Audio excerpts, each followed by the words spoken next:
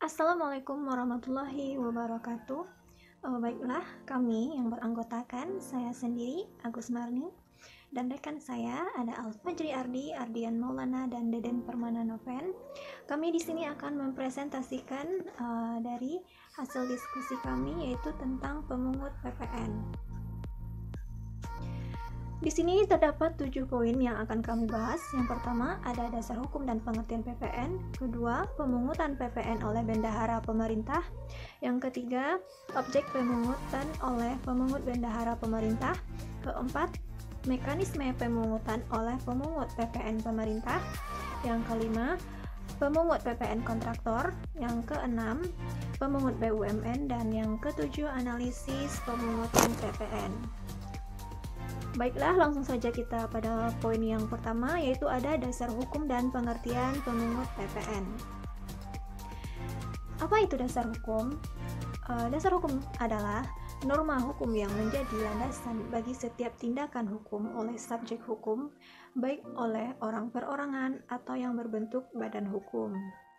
Dan dasar hukum dari pemungut PPN ini terdapat 4. Yang pertama, Undang-Undang Nomor 8 Tahun 1983. Yang kedua, Undang-Undang Nomor 11 Tahun 1994. Dan yang ketiga, Undang-Undang Nomor 42 Tahun 2009. Dan yang terakhir, perubahannya adalah Undang-Undang Nomor 42 Tahun 2009. Itu mengenai pemungutan, penyetoran maupun pelaporan PPN, yang mana diatur melalui PMK nomor 197/PMK03/2013. Jadi dasar hukum ini bisa berbentuk badan hukum ataupun perorangan. Baiklah, selanjutnya itu pemungut PPN. Apa itu pemungut PPN?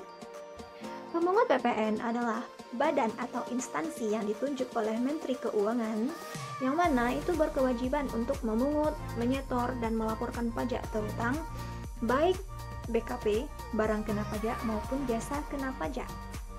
Jadi, pemungut PPN ini yang berkewajiban untuk memungut, menyetor, melaporkan BKP ataupun JKP yang telah dikukuhkan perusahaannya terkena BKP maupun JKP oleh pemerintah. Poin yang kedua yaitu ada pemungut PPN bendahara pemerintah. Bendahara pemerintah ini tidak hanya terdapat di pusat, namun juga terdapat di daerah, baik di provinsi, kabupaten maupun kota. Dan bendaharawan pemerintah ini adalah bendaharawan atau pejabat yang melakukan pembayaran yang mana dananya berasal dari anggaran pendapatan belanja daerah maupun negara. Dan yang dimaksud pemungut PPN ataupun PPNBM dari kalangan bendaharawan pemerintah adalah yang pertama, pejabat yang ditunjuk menteri atau ketua lembaga sebagai bendahara atau bendahara proyek. Yang kedua, Direktorat Jenderal Anggaran yang sekarang menjadi Direktorat Jenderal Pembendaharaan. Dan yang ketiga, bendahara pemerintah pusat juga daerah. Jadi terdapat 3 poin di sini. Dan untuk bendaharawan sendiri tidak hanya terdapat di pemerintah pusat, namun juga terdapat di daerah, yang mana terbagi atas provinsi, kabupaten, dan juga kota. Baiklah, untuk materi selanjutnya akan dilanjutkan oleh rekan saya. Bismillahirrahmanirrahim. Selanjutnya saya akan menjelaskan materi mengenai poin C, yaitu objek pemungutan oleh pemungutan bendahara pemerintah, yang mana terdapat 3 bagian. Yang pertama yaitu penyerahan BKP atau JKP yang dilakukan oleh PKP rekanan. Yang kedua mengenai pemanfaatan BKP atau JKP dari luar daerah pabean dan di dalam daerah pabean. Dan yang ketiga yang terakhir yaitu sedangkan untuk PPNBM hanya dipungut dalam hal PKP rekanan, yang mana merupakan pabrikan dari BKP yang tergolong mewah.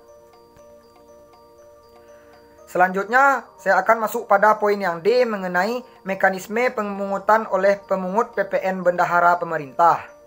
Yang pertama yaitu PKP rekanan pemerintah dan membuat faktur pajak dan SSP saat memberikan tagihan kepada bendaharawan pemerintah atau KPKN, baik untuk sebagian maupun untuk seluruh pembayaran. Yang kedua yaitu rekanan menerbitkan faktur pajak dengan kode transaksi 02. Yang ketiga yaitu apabila pembayaran diterima sebelum penagihan atau sebelum penyerahan BKP atau JKP, faktur pajak wajib diterbitkan saat pembayaran diterima. Yang keempat yaitu faktur pajak dan SSP merupakan bukti pemungutan dan penyetoran PPN untuk PPN atau PPNBM. Yang kelima yaitu apabila penyerahan BKP terutang PPNBM, maka PKP rekanan pemerintah mencantumkan jumlah PPNBM yang terutang pada faktur pajak.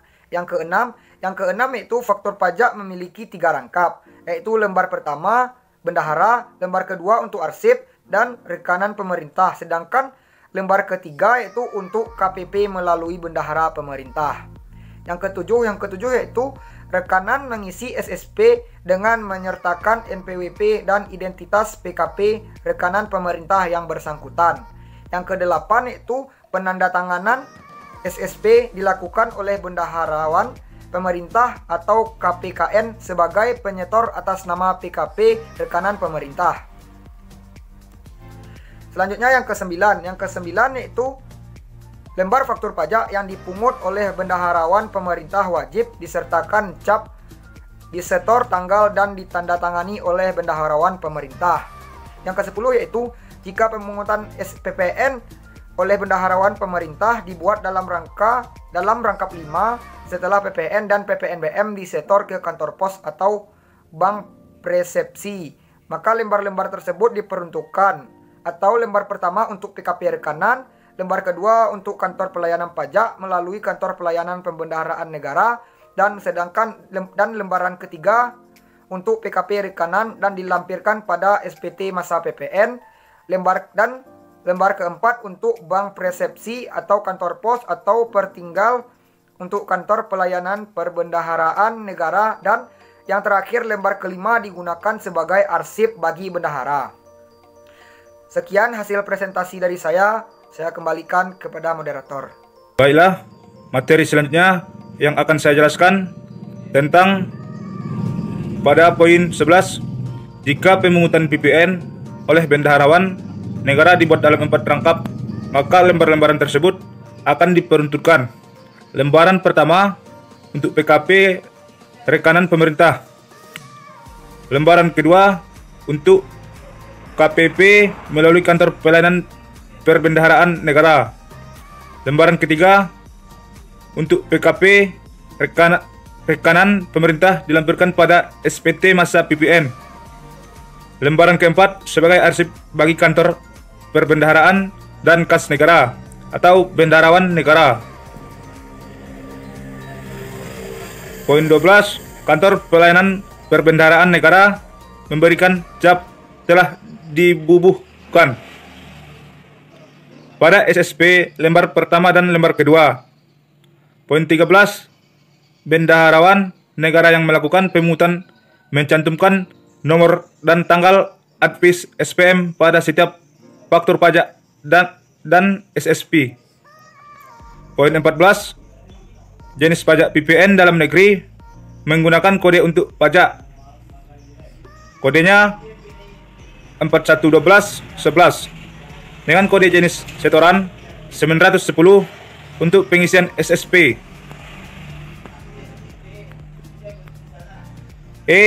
Pemungutan PPN kontraktor berdasarkan pasal 1 PMK 73/PMK 03/2010. Yang dimaksud dengan pemungutan PPN kontraktor adalah yang pertama, kontraktor kerjasama atau KKS dengan pengusaha minyak dan gas bumi. Kedua, kontraktor atau pemegang kuasa atau izin pengusaha sumber daya panas bumi yang meliputi kantor pusat, cabang maupun unitnya. Kontraktor kerjasama atau KKS merupakan pihak yang memiliki kontraktor kerjasama dengan pemerintah yang merupakan pihak yang memiliki kontrak kerjasama dengan pemerintah, yakni badan usaha tetap atau perusahaan pemegang hak pengelolaan dalam suatu blok atau wilayah yang punya hak melakukan kegiatan eksploitasi Minyak dan Gas Bumi Indonesia. F. Pemungutan PPN BUMN. BUMN merupakan badan usaha yang sebagian atau seluruh modalnya dimiliki oleh negara melalui penyertaan langsung yang asalnya dari kekayaan negara. BUMN terdiri dari dua jenis, yakni persero atau minimal 51% saham yang dimiliki oleh pemerintah, dan perum, dan yang kedua perum, seluruh modal dimiliki oleh pemerintah. Dalam SE nomor 45/PJ 2012, BUMN sebagai pemungut PPN adalah BUMN yang paling sedikit 51% sahamnya dimiliki oleh pemerintah.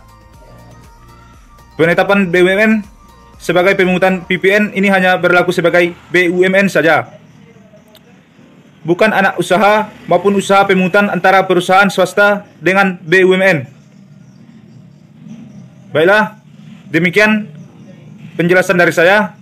Saya kembalikan kepada moderator. Baiklah, selanjutnya saya akan membacakan presentasi berikut. 1. Pengusaha kena pajak. PKP yang melakukan penyerahan barang kena pajak atau jasa kena pajak wajib memungut PPN dari pembeli atau penerima BKP atau JKP yang bersangkutan sebesar 10% dari harga jual atau penggantian dan membuat faktur pajak sebagai bukti pengumutan. Yang G. Analisis pengumutan pajak. Apabila pembeli BKP atau JKP tersebut berstatus pemungut PPN, BUMN kontrak dan pemegang izin kontrak kerjasama bendaharawan pemerintah dan kantor pelayanan pembendaharaan negara PPN yang terutang atas transaksi penyerahan BKP atau JKP tidak dipungut oleh PKP penjual, melainkan disetor langsung ke kas negara oleh pemungut PPN tersebut. Dengan demikian, pemungut PPN hanya membayar kepada PKP penjual sebesar harga jual, sedangkan PPN-nya 10% disetor langsung.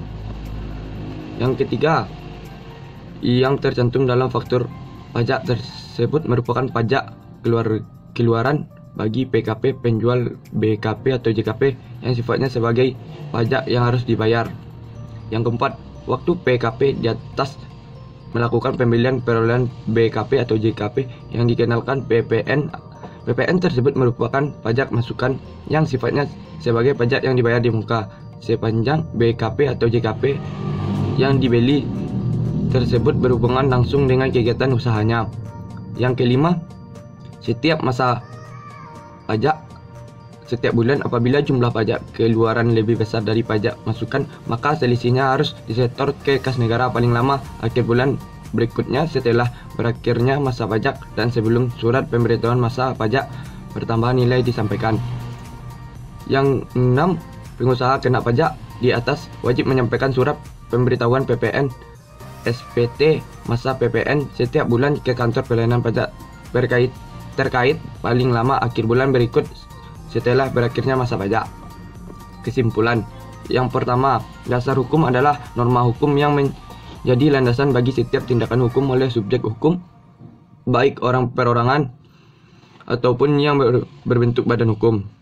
Yang kedua, pemungutan PPN adalah badan atau instansi yang ditunjukkan oleh Menteri Keuangan yang berkewajiban untuk memungut, menyetor, dan melaporkan pajak terutang atas penyerahan barang kena pajak BKP dan jasa kena pajak JKP.